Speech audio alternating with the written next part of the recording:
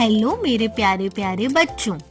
आज हम कहानी सुनने वाले हैं एक प्यारी सी समझदार बच्ची की, जिसका नाम है रेवती। तो चलिए चलिए जल्दी से अपनी कहानी शुरू करते हैं। हमारी कहानी का नाम है रेवती का संगीत। रेवती संगीत की छात्रा थी। रेवती एक प्यारी सी लड़की का नाम था। उसे वायलिन बजाना बहुत अच्छा लगता था। जब भी उसे समय मिलता वह वायलिन बजाती। रेवती के घर के बाहर बहुत से गमले रखे थे। गमलों में रंग बिरंगे फूलों वाले पौधे थे। वहां पर एक बेंच भी थी। रेवती इसी बेंच पर बैठकर वायलिन बजाती थी।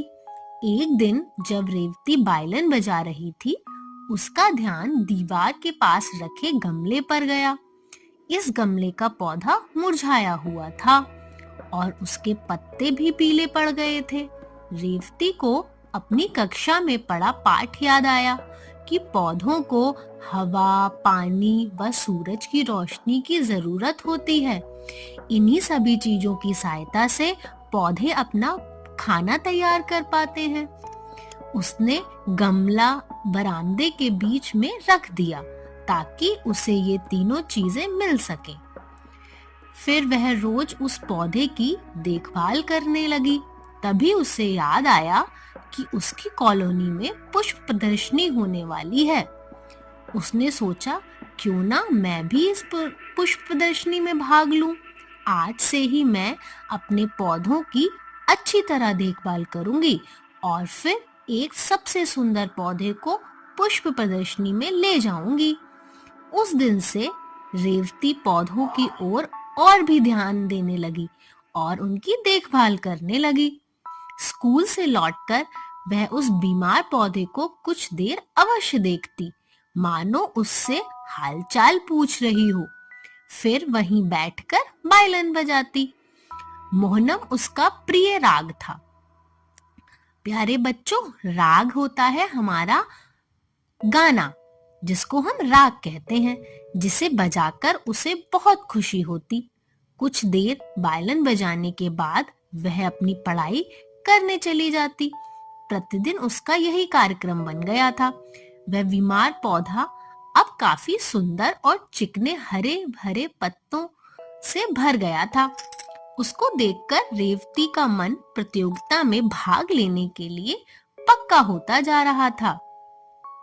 एक शाम रेवती जब उस पौधे के पास आकर बैठी, उसने देखा कि पौधे की 2-3 पत्तियां किसी कीड़े ने कुतर डाली हैं। रेवती एक एक पत्ती को आगे पीछे से देखने लगी। तभी उसकी नजर एक छोटी सी कीड़े पर गई जो पौधे के तने में चिपका हुआ था। रेवती ने एक सीख से उस कीड़े को हटाया और दूर फेंक दिया। फिर उसने थोड़ी सी कीटनाशक दवा पौधों पर छिड़क दी। वायलिन बजाने का समय हो रहा था। रेवती वहीं बैठकर वायलिन बजाने लगी।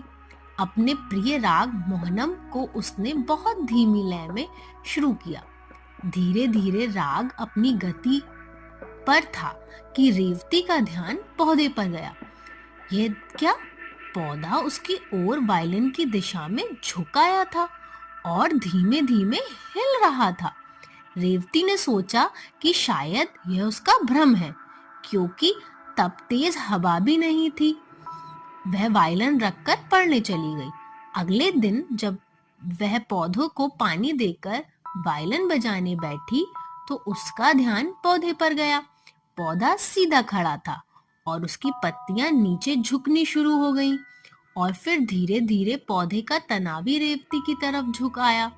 रेवती बहुत ध्यान से देख रही थी कि पौधा धीमे धीमे झूम रहा था, जैसे वह संगीत का आनंद ले रहा हो।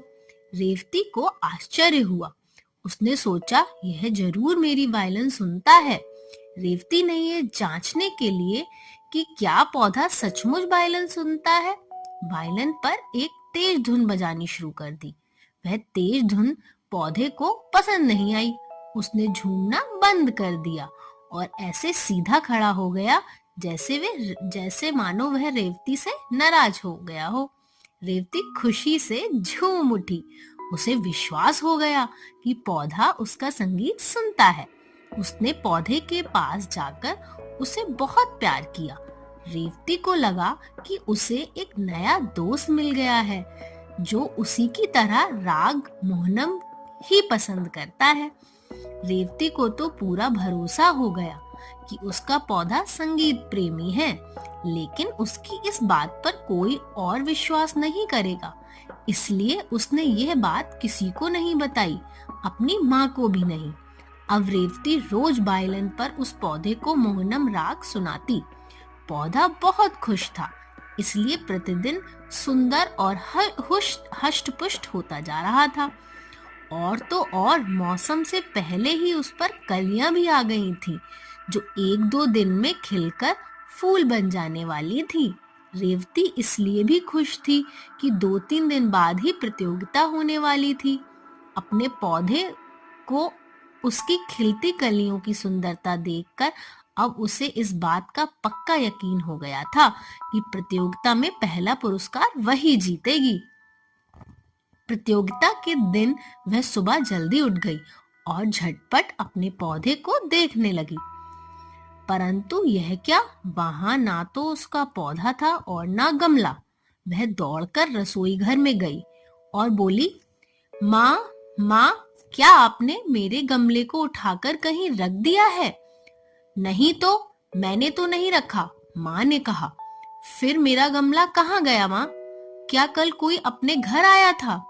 हाँ, कल 1-2 पड़ोसी आए थे और वे तुम्हारे पौधे की तारीफ भी कर रहे थे, उसकी माँ ने उसको जवाब दिया। उसके बाद से तो मैं उधर ही नहीं गई, मुझे नहीं मालूम पौधा कहाँ गया।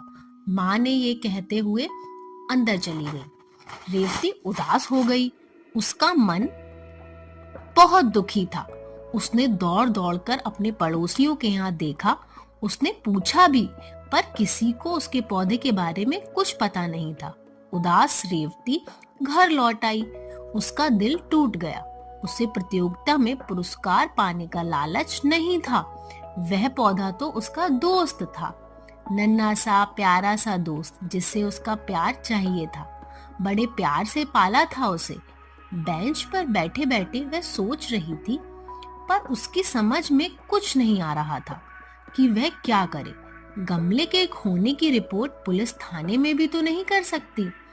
उसकी कॉलोनी के लोग पुष्प प्रदर्शनी के मैदान की ओर जा रहे थे। उसकी सभी सहेलियां भी वहीं जा रही थीं, पर रेवती का मन घर से बाहर कहीं जाने को नहीं कर रहा था। जब उसकी सहेली ने बहुत मनाया तो बेमन से वह उसके साथ प्रदर्शनी में जाने को तैयार हो गई। प्रदर्शनी के मैदान में चारों तरफ रंग बिरंगे फूलों वाले गमले रखे थे। इन सभी गमलों में एक एक पर्ची लगी थी, जिस पर उन्हें लाने वाले का नाम व पता लिखा था। रेवती वहीं एक बेंच पर बैठकर चारों तरफ देखने लगी। तभी उसकी नजर अपने पौधे पर पड़ी। वह दौड़कर पौधे के पास गई। उस पर लगी पर्ची पढ़ी। पर्ची पर किसी और का नाम लिखा था। जब उसने पता पढ़ा तो उसे और भी आश्चर्य हुआ। यह तो हमारे घर से कुछ ही आगे वाले घर का पता है। जरूर इन्हीं लोगों ने मेरा पौधा चुराया है।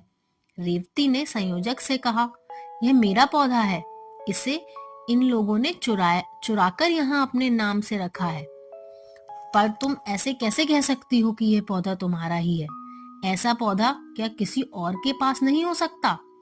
संयोजक ने जवाब देते हुए कहा, नहीं, इस पौधे को मैं जानती हूँ, मैंने बहुत प्यार से इसे बड़ा किया है। रेवती ने फिर जवाब दिया, तुम्हारी बात ठीक हो सकती है, पर हम तुम्हारा यकीन कैसे कर लें?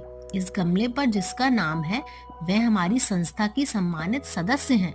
उनके पास ऐसे कई पौधे होंगे, ऐसा संयोजक ने रेवती से कहा। रेवती चुप हो गई। वह कर भी क्या सकती थी? आंखों में आंसू भरे वह अपने पौधे को देखने लगी। पौधे को देखते देखते उसके मन में एक विचार आया। वह फिर संयोजक के पास गई और बोली, मेरा पौधा संगीत सुनकर झूमने लगता है। मैं अभी घर से वायलिन लाकर इसे सुनाती हूँ। यदि यह मेरी वायलिन सुनकर झूमने लगे तो आपको विश्वास हो जाएगा। रेवती की बात सुनकर वहां खड़े सभी लोग हंसने लगे और उसका मजाक उड़ाते हुए बोले, तुम्हारे पौधे के क्या कान हैं जो यह संगीत सुनकर झूमता है? परंतु रेवती अपनी बात को साबित करके दिखाना चाहती थी। वह भागी भागी गई और घर से अपना वायलिन उठा लाई। पौधे के सामने खड़े होकर उसने नीचे के सुर से वायलिन बजाना शुरू किया। उसने अपने और अपने दोस्त पौधे का प्रिय राग मोहनम बजाया। राग बजाते बजाते वह स्वयं इतनी मग्न हो गई कि कुछ समय के लिए पौधे की ओर देखना भी भूल गई। परंतु वहां खड़े संयोजक व अन्य सभी लोगों का ध्यान पौधे की ओर गया। उनके देखते देखते पौधा रेवती की ओर झुक गया और सुर के साथ धीमे धीमे झूमने लगा। सभी लोग हक्के बक्के होकर इस आश्चर्य को देख रहे थे। उन्हें आज पता चला कि पौधे संगीत भी सुनते हैं और मनपसंद संगीत पर मुग्ध होकर झूमते भी हैं। सच और झूठ का निर्णय संगीत के द्वारा हो चुका था। लोगों ने पौधा लाने वाली महिला को बहुत बुरा भला कहा और उसे अपनी गलती मानकर रेवती से क्षमा मांगने पर जोर दिया। काफी हिल्लो हुज्जत के बाद उस महिला ने अपनी गलती मान ली और उसने कल रात यह पौधा रेवती के घर से चुराया था। उस महिला को यकीन था कि संस्था की सदस्य होने के नाते कोई उस पर शक नहीं करेगा। अगर रेवती अपने पौधे की चोरी की बात कहेगी भी तो रेवती की बात पर कोई विश्वास ही नहीं करेगा। इसके बाद प्रतियोगिता हुई। प्रतियोगिता में रेवती के पौधे को सर्वश्रेष्ठ ठहराया गया। रेवती को पुरस्कार मिला और रेवती को अपने संगीत प्रेमी पौधे पर गर्व था। वह अपना पौधा और पुरस्कार लेकर झूमते हुए घर लौट आई। तो मेरे प्यारे बच्चों, हमें इस कहानी से क्या सीखने को मिला? हमें इस कहानी से बहुत अच्छी सीख मिली है। हमें इस कहानी से सीखने को मिला है कि हम चाहे कोई भी जीव वस्तु हो, चाहे वो पौधा हो, चाहे वो मनुष्य हो, अगर हम उसे प्यार से रहते हैं उसके साथ, तो वो हमारे साथ प्यार भरा ही व्यवहार करता है और हमारी बातों को सुनता है। इसीलिए हमें सभी जीव वस्तुओं के साथ प्यार से ही सलूक करना चाहिए और सबके साथ खुश रहना चाहिए। चलिए अब चलते हैं और इस कहानी को यहीं खत्म करते हैं और मिलते हैं एक नई प्यारी सी कहानी के साथ। तब तक के लिए टाटा।